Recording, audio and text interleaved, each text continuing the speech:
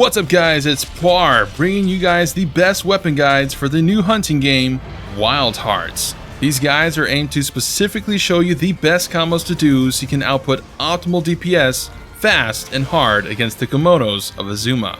All button references will be that of a PlayStation controller layout, and don't forget, there is a training bear shortly near the starting camp of the first region in the game, as well as Minoto, that can teach you the bare bones basics. So with that, let the guide begin. Oh boy, Bow is a monster in Wild Hearts. Potentially the strongest weapon in the game, or at least out of the starting 5 you have access to early on. Range weapons strong? Who would have thunk?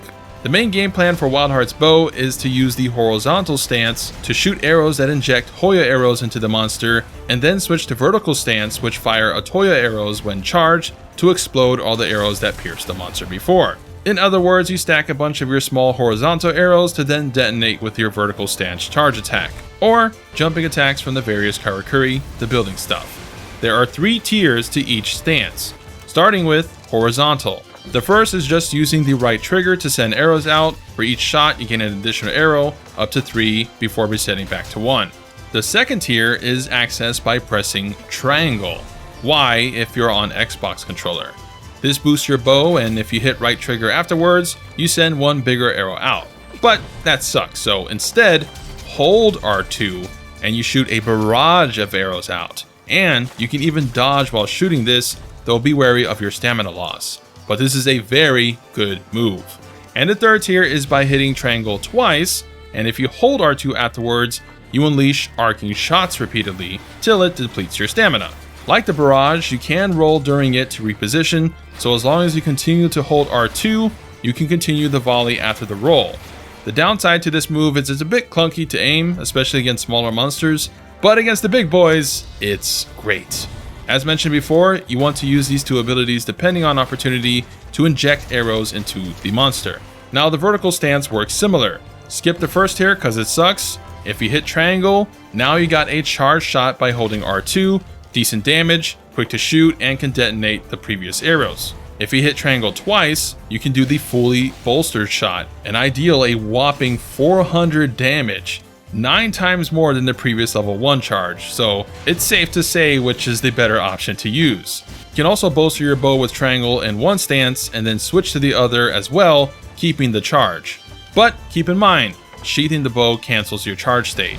Although, one important tip for horizontal barrage is if you move your character while shooting, you can bolster your bow again faster at the end of the animation. If you just stand still after the barrage, it'll delay you hitting triangle again for some time. And now it is time for what you truly came for, the combos. The first combo is your basic play combo. It is horizontal stance, triangle for level 1 charge, hold R2 to fire, and repeat that about 2 to 3 times, and then switch to vertical for level 1 or level 2 charge to detonate. You can mix and match level 1 and 2 charge of horizontal to really put a lot of arrows into your foe, which then if you do the vertical level 2 full charge, you do absolute ridiculous damage. Over 2,000 damage, and you can do it from range, and you can dodge easily before pulling the trigger. This is your bread and butter rotation combo to do for hunts. And it's not even the most broken combo. And to be honest, this is where the basic play of the bow itself ends. Now the uniqueness of the Karakuri, the Fortnite mechanic, comes into play, which amplifies a lot of your attacks. Do note that this guide is with early to mid Karakuri. There may be end game Karakuri which enable even better combos, but for now these should suffice. The second combo involves 2 of the starting Karakuri, the jumping board and the standard 2 to 3 tower cubes. While in horizontal stance, you can jump off the pegboard, which fires a 4 to 5 arrow volley and gives you a level 1 charge automatically, which allows you to unleash a barrage immediately after. You can then go to the vertical level 2 detonation to deal a whopping 1.7 to 1.9k damage for a pretty fast combo that propels you forward to a monster, which is great for chasing them or to close the distance after knocking the monster down from the other combos. But just make sure it is horizontal stance, as that's going to allow you to inject more arrows than the vertical stance. Now the cube one is less effective, but it's merely an alternative if a monster has a bunch of arrows already. But basically you can volt and do a big charge attack which acts similar to a level 2 vertical charge, and if you do it with the horizontal stance, you can then follow up with level 2 arc shots. So Springboard gives you a level 1 charge after the detonation, and the High Jump Cube 1 gives you a level 2. Both of these are great to mix into battle and will likely be more optimal than the basic combo once you get the hang of things.